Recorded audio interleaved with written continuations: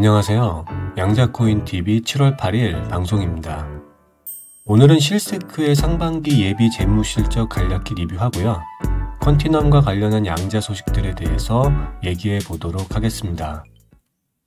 우선 실스크의 경우에는 실적 발표를 반기 실적으로 발표하고요. 이번에 발표한 예비 실적은 올해 상반기 재무실적에 대한 내용입니다. 이전에 말씀드렸던 내용과 크게 다르지 않고요. 올해 전체 실적은 작년보다 다소 개선된 실적을 보일 것으로 보이고 본격적인 성장은 내년부터 본격화할 것으로 예상이 되는 실적 발표 내용인데요. 같이 내용을 보시면요. 우선 이번 상반기 예비 실적을 전체적으로 보면 2025년 상반기는 2024년 상반기 실적과 거의 유사한 실적을 기록했지만 그 사이 실스크의 사업이 질적으로 성장을 했기 때문에 올해 하반기에는 작년보다 더 좋은 실적을 보여줄 것으로 예상했고 2026년부터는 본격적인 성장을 예상한 것을 볼 수 있습니다. 이미 과거 실적 보고에서 말씀드린 것처럼 실스크는 사업 구조를 양자 사업 중심으로 전환하고 있는 중에 있었기 때문에 작년 실적과 올해 상반기 실적은 다소 주춤할 것으로 어느 정도 예상이 됐었고요. 최근에 진행됐었던 전략적 인수합병, 협력과 파트너십, 앞으로 진행될 신제품 출시, 내년 이후 가동 예정인 신규 공장 등으로 인해서 2026년 이후부터는 실적 향상이 기대가 됐었는데요. 현재 실스크의 현금 보유 상황도 2025년 6월 30일 기준 약 1억 2천만 달러로 증가하면서 괜찮은 편이고요. 사업의 비즈니스 방향과 현재 진척 속도도 다른 양자 보안 회사 대비해서 잘 진행되고 있다고 생각이 됩니다. 일단 회사 측은 2025년 회계년도 매출 가이던스를 1,600만 달러에서 2,000만 달러 사이로 발표한 것을 볼 수 있고 이 수치는 전년 동기 대비해서 45%에서 82%가량 성장한 수치인데요. 2024년보다는 상당히 좋아진 수치이고 상반기 실적이 작년과 동일한 상태에서 이런 예상 가이던스가 나왔다는 것은 하반기 매출에 대해서 상당한 기대를 갖게 합니다. 다만 2023년 매출과 비교하면 아직도 부족한 실적이라고 생각하시는 분들이 있을 수 있는데요. 이미 지난 시간에 서두에도 말씀드렸듯이 2023년 매출은 코로나 사태로 인해 생긴 재고를 2023년에 일시에 출하하면서 발생한 일시적인 매출 증가 현상이라고 볼 수 있고요. 또 다른 원인이라고 하면 말씀드린 것처럼 실스크가 2024년부터 양자 중심의 회사로 사업을 전환하면서 과거의 레거시 제품에서 차세대 포스트 양자 반도체, 양자 소프트웨어 솔루션으로 신규 제품을 전략적으로 전환시킨 것이 2024년 매출의 일시적인 감소 원인이라고 볼 수 있습니다. 그런 점에서 2024년과 2025년 상반기까지는 실스크에게 있어서 과도기적인 기간이라고 평가할 수 있을 것 같고요. 2025년 하반기부터의 실적이 사업 전환 이후 양자 회사로서의 진짜 실적이라고 볼 수 있을 것 같습니다. 2025년에 매출 가이던스대로 매출이 나와준다고 하면 사업 전환이 성공적으로 진행됐다고 평가할 수 있을 것 같고요. 이 얘기는 2026년부터 본격적인 추세적인 성장도 가능하다는 얘기로 해석해 볼 수 있을 것 같습니다. 더욱이 올해부터 시작한 다양한 파트너십과 인수합병이 상당하고 이로 인한 신규 매출 발생으로 2026년 매출은 보다 더 긍정적인 성장이 예상이 되는데요. 특히 실스크는 유럽, 미국, 아시아, 중동 지역에 걸쳐서도 다양한 사업을 진행하는 만큼 시너지 효과도 상당할 것으로 예상이 됩니다. ICR 포스트 인수와 관련된 연간 매출, 퀀틱스 엣지 프로젝트, TPM 포스트 퀀텀 칩 출시 등이 실스크 매출의 신규 수익원으로 매출 증가에 힘을 보탤 것으로 예상이 되고요. 현재 시점 기준으로만 봤을 때도 회사에서 예상한 2026년 매출 수치는 대략 2025년 대비해서 50%에서 100% 범위 정도의 매출 성장을 예상하고 있습니다. 회사의 신규 비즈니스 파이프라인은 계속 성장하고 있고요. 2025년 7월 3일 기준으로 2028년까지 1억 4,500만 달러의 수익 파이프라인을 가지고 있고 주요 수익처는 양자 보안, 양자 솔루션, 반도체 솔루션 등에 의한 수요 증가에 기인하고 있습니다. 이번 실스크의 예비 실적은 2025년 6월 30일까지의 실적이고요. 말씀드린 것처럼 예비 감사를 거치지 않은 재무지표이긴 한데요. 감사를 거치지 않았다고 해도 감사 전후의 실적이 그렇게 크게 차이가 나지는 않기 때문에 약간의 수정사항은 있겠지만 거의 최종 버전이라고 보셔도 될 것 같습니다. 실스크에 관련한 소식은 여기까지 말씀드렸고요. 지금부터는 퀀티넘에 대한 소식들을 정리해 보도록 하겠습니다. 아마 퀀티넘에 대해서는 상장 소식이 가장 궁금하시리라고 생각이 되는데요.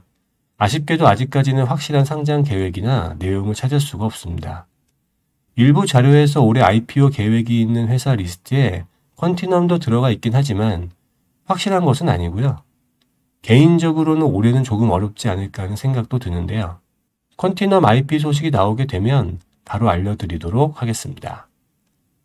퀀티넘 IPO 관련한 얘기는 아니지만 크립토 관련한 종목들이 최근 미국 증시의 신규 상장을 준비하는 것을 심심치 않게 볼 수 있습니다. 얼마 전 서클이 신규 상장하면서 이슈가 되기도 했었고 리플도 올해 IPO 예정 리스트에 이름을 올리고 있는 것을 볼 수 있는데요.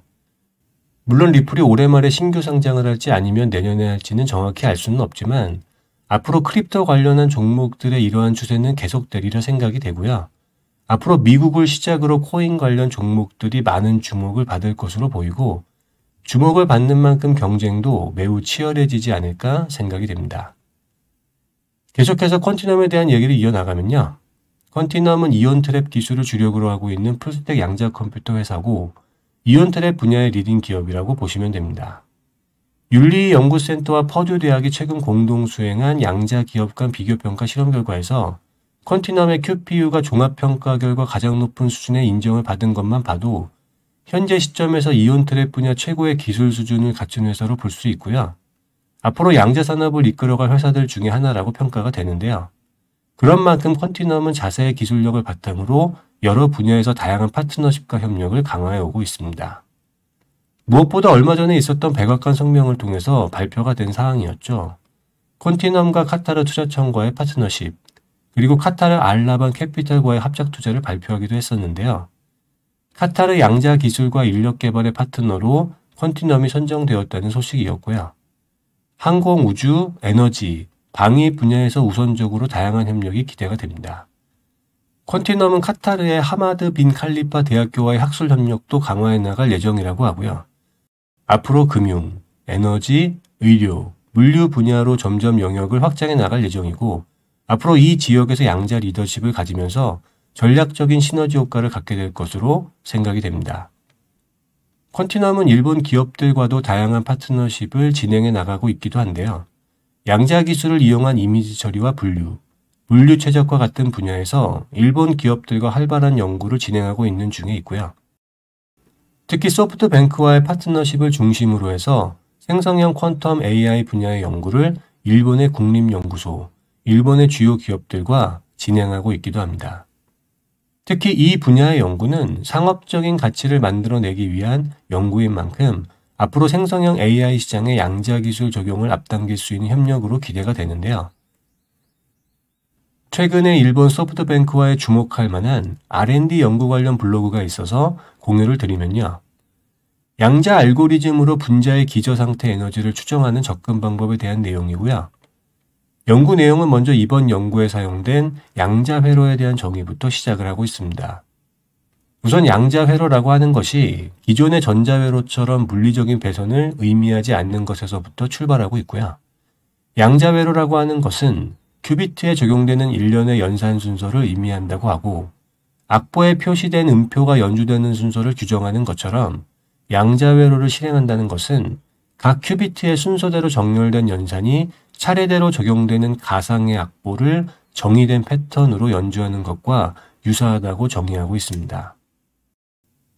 보통은 더 높은 추정 정밀도를 달성하려면 더 많은 큐비트를 필요로 하지만 큐비트의 증가로 인해서 양자회로 복잡도가 높아지게 되면 오히려 정확도가 떨어지게 되고 오류에 따른 작업수가 증가하게 되는 모순된 상황이 발생된다고 하는데요.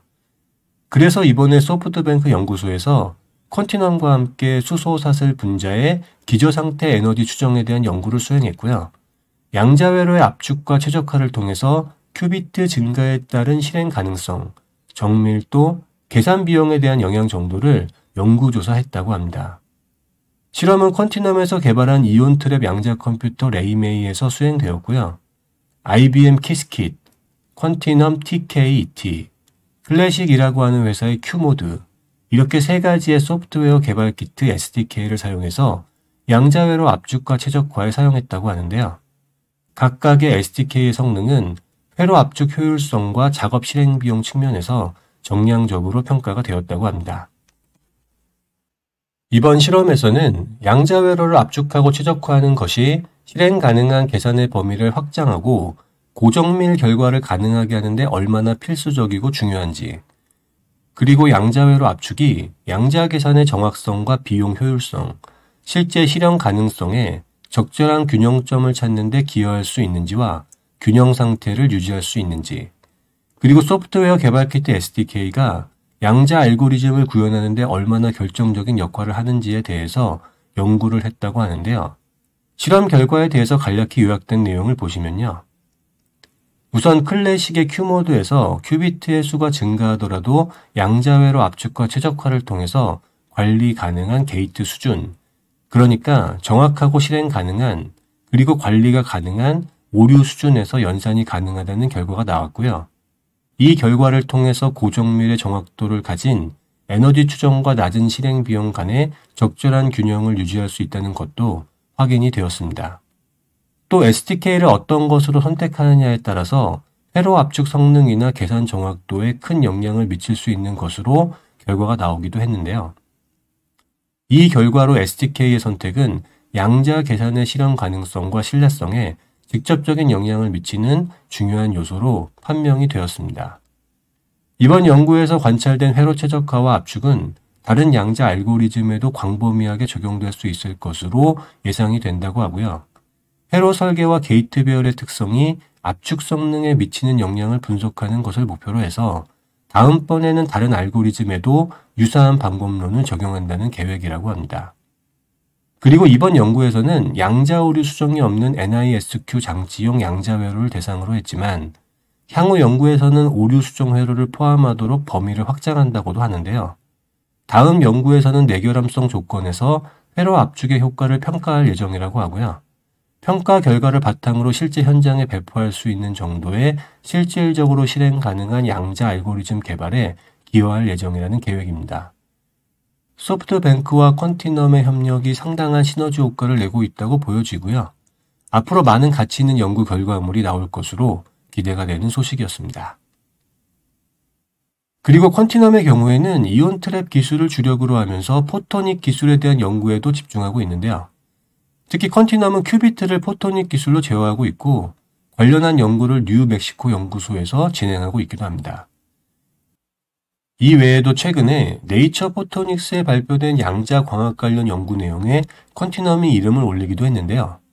비엔나 양자과학 기술센터, 폴리테크니코 디 밀라노, 콘실리오 나치오날레 델레 리체르체와 같은 이탈리아 연구기관과 공동으로 포토닉 광자 프로세서를 사용한 AI 훈련이 기존 컴퓨터보다 훨씬 더 효율적인 결과를 가져올 수 있다는 것을 발견하는 연구를 진행하기도 했었습니다.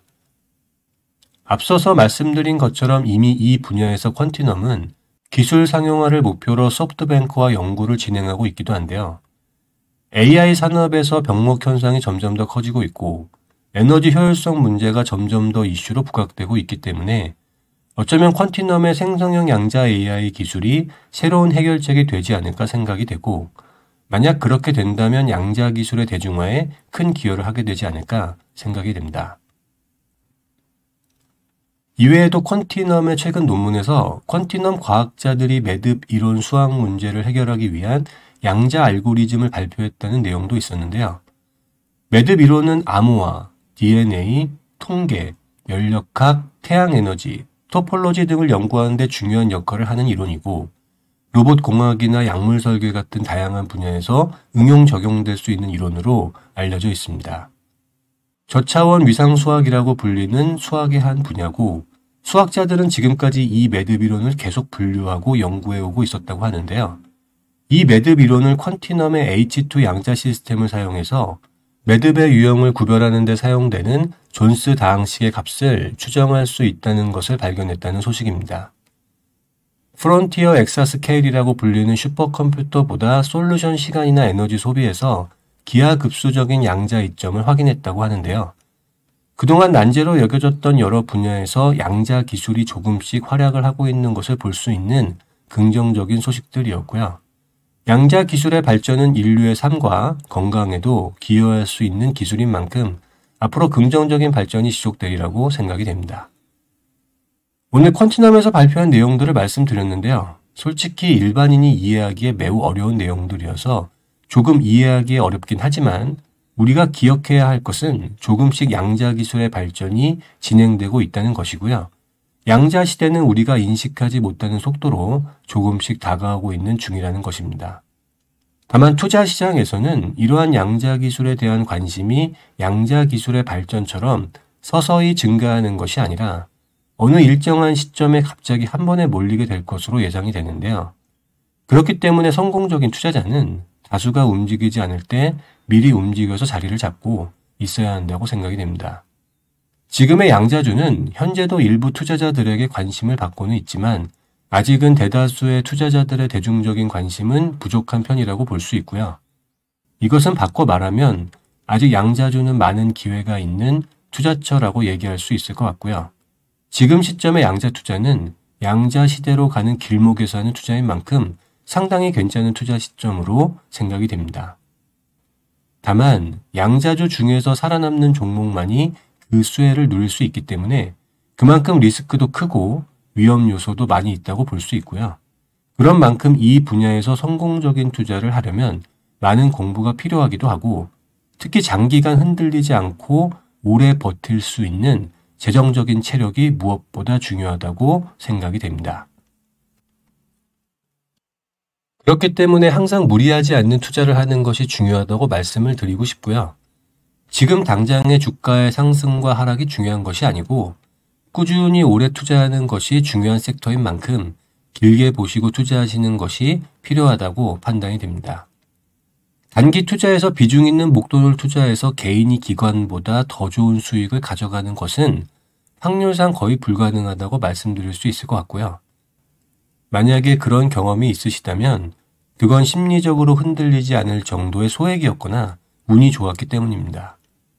반대로 무리하지 않으면서 미래가 기대되는 종목에 장기 투자를 하게 되면 처음에는 힘들지 몰라도 수익률이 어느 시점을 넘어가는 순간부터는 개인이 기관보다 심리적인 우위를 가질 수 있고요.